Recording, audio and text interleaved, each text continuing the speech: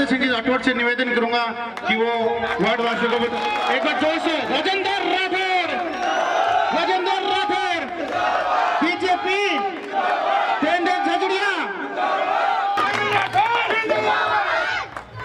मैं ओल्मा दे रहा था सुरेश जी को, इनको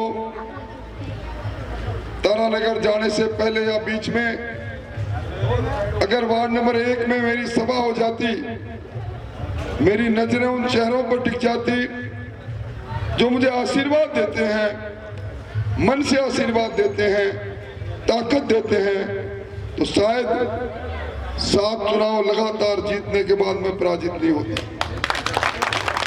आज फिर मैं उसी वार्ड में खड़ा।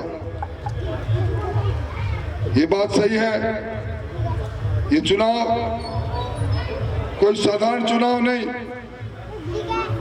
हमने 10 वर्षों में आदरणीय नरेंद्र मोदी जी के कार्यकाल में इस देश को करवट लेते देखा है, देश को बदलते देखा है, आम गरीब के जीवन को ऊंचे उठते देखा है। अभी मैं कल परसों अखबार में पढ़ रहा था, कांग्रेस ने नारा दिया, इंदिरा गांधी ने नारा दिया, गरीब हटाने के नारा दिया, गरीब गरीब होता चला गया। हालात ऐसी रही, खुद कांग्रेस के प्रधानमंत्री बोल उठे, दिल्ली से 1 रुपया भेजता हूं, बिचौलिए 85 पैसे खा जाते हैं और 15 पैसे मात्र वहां पहुंचते हैं। पर इस कांग्रेस के राज में गरीबी मिटी नहीं। ये मोदी जी का कमाल है। वर्ल्ड बैंक की रिपोर्ट उठा के देख लो, 25 करोड़ इस देश में गरीबी के रेखा के जो नीचे जीवन जी रहे थे, वो उस रेखा को लांघ गए। 70 करोड़ लोग इस मुल्क में उनका जीवन बदल गया। ये मोदी जी का कमाल था, ये मोदी जी का कमाल था। अभी मुझे पूर्व पार्षद कन्हैयालाल जी कह रहे थे कि आजकल भाई साहब घणो बड़ो जोरों चल रहे हैं, जो राम को लाए हैं उनको लाएंगे, दुनिया में फिर एक बार भगवा फहराएंगे, जो राम को लाए हैं उनको लाएंगे। मुझे याद है, शीला पूजन का समय भी याद है। शंकर भाई साहब पीछे बैठे, तुम नौकरी में थे, उन शिलाओं के साथ साथ चल रहे थे, नारे लग रहे थे, राम लला हम आएंगे, मंदिर वहीं बनाएंगे। 550 वर्ष का संघर्ष। भगवान राम टेंट में बैठे रहे, अपने घर का इंतजार करते रहे। ये कमाल है नरेंद्र मोदी जी का। हमारे आराध्य देव भगवान राम को उनके घर में ले जाने का काम नरेंद्र मोदी जी ने किया। भाइयों, आपको याद होगा एक बार सुप्रीम कोर्ट में एक मामला गया, एक अमेरिका के साथ समझौता हुआ। कांग्रेस पार्टी के समय में, मनमोहन सिंह जी के समय में, भारत का जो हिस्सा श्रीलंका में लगता है, वहां समुद्र के नीचे यूरेनियम बहुत है, और उसके लिए जब समझौता हो गया तो कुछ लोगों ने ऐतराज किया, यहाँ राम सेतु है, आप पनडुब्बी चलाओगे नीचे, फैसला कर लिया कोई सेतु नहीं, चट्टानें तोड़ दो। लोग कोर्ट में चले गए। कोर्ट के अंदर कांग्रेस के कपिल सिब्बल कहते हैं राम काल्पनिक है, राम का अस्तित्व नहीं है, ये कहानी की बातें हैं, और ये राम सेतु कह रहे हैं, वो राम सेतु नहीं है, वो कोई चट्टान है। भारत की प्रगति के लिए, यूरेनियम की खोज के लिए बहुत जरूरी है वो चट्टान को हटाना। सुप्रीम कोर्ट ने एक वैज्ञानिकों का एक दल बनाया, नासा के वैज्ञानिक भी उसमें शामिल किए। 6 महीने बाद उन्होंने रिपोर्ट दी, एक लंबी सी बड़ा सा स्ट्रक्चर बना हुआ है जो हिंदुस्तान को लंका से जोड़ रहा है। वो स्ट्रक्चर, नाम उसका कुछ भी दे दो, सुप्रीम कोर्ट को मानना पड़ा है राम सेतु है, भगवान राम इसी से चल कर रहे।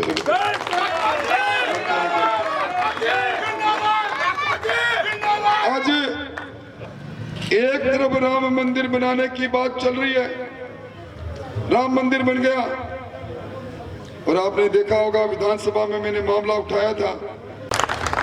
मैंने 2 साल पहले ही इस नौजवान को कह दिया था, तेरी देश को जरूरत है। भाइयों, लगभग 1 सप्ताह पहले हम कड़वासर में थे, इसी प्रकार का समय था। 3-4 बच्चे बच्चियां पीछे किताब लिए खड़ी थी और कभी किताब पर दृष्टि डाल रही थी और कभी देवेंद्र झाझड़िया पर दृष्टि डाल रही थी। मैंने उनको बुलाया, मैंने कहा बेटा क्या देख रहे हो? उन्होंने सामाजिक विज्ञान की किताब दिखाई, 4ठी कक्षा में 4था पाठ था, देवेंद्र झाझड़िया की फोटो छपी थी और लिखा था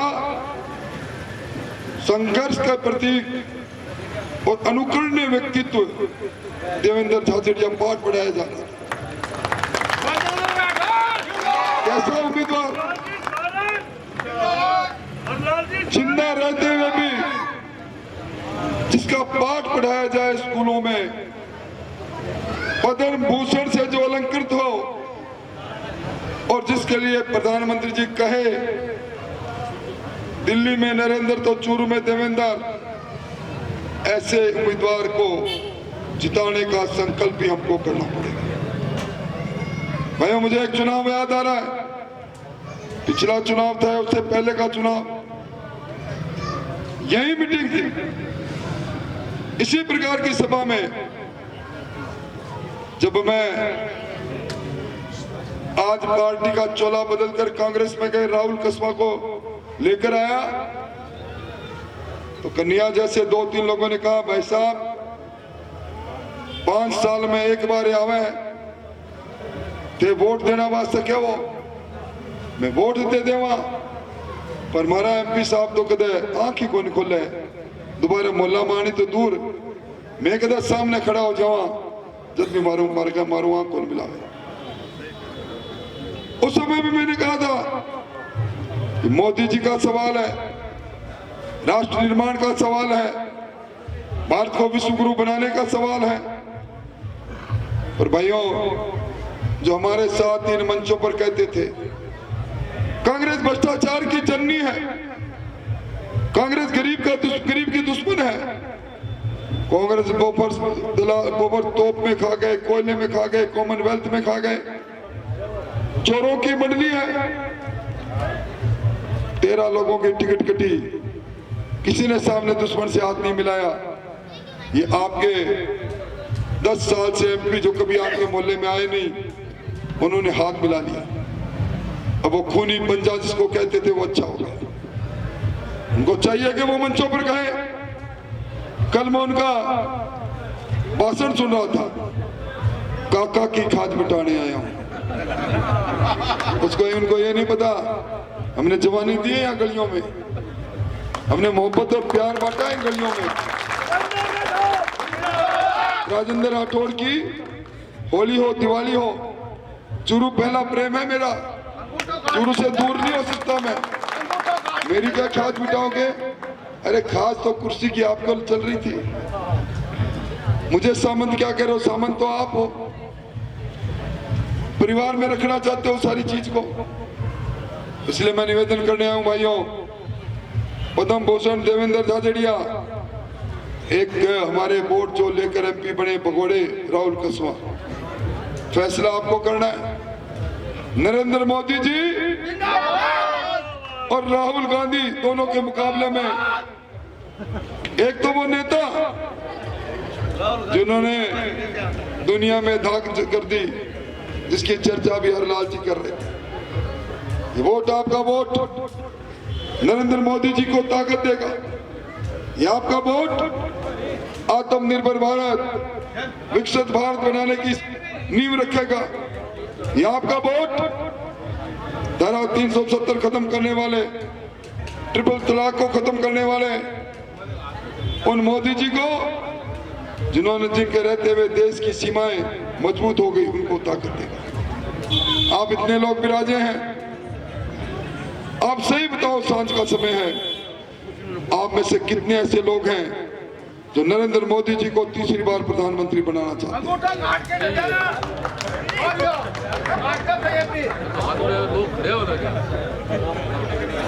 अब बताओ, जब सारे लोग इस बाढ़ के मौजूद लोग हो, मैं एक एक की ताकत को जानता हूं।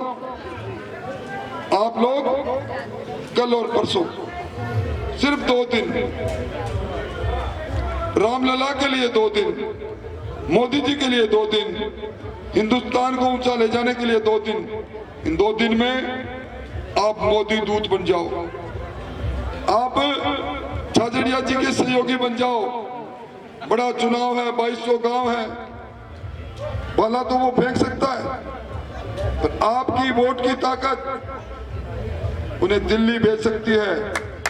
और दिल्ली भेजोगे, वो ताकत हमें आपकी सेवा करने का लाइसेंस देगी, और उस लाइसेंस से यहाँ एक नया नेचर पार्क भी तैयार करेंगे, PSC भी तैयार करेंगे। आपका सहयोग मांगने के लिए आपका बरसों पुराना सेवक आपके बीच में आया है। 3600 कौम का सहयोग चाहता हूँ, और आज धन्यवाद देना चाहता हूँ हाजी जी आपको और आपकी टीम को। गंगा यमुना संस्कृति, आज नजारा दूसरा है। और भैया राहुल जी कह रहे हैं टिकट कटी, टिकट तो आपकी कटी है जी, 25 में से 1 मिला करती थी, उसी की छुट्टी होगी।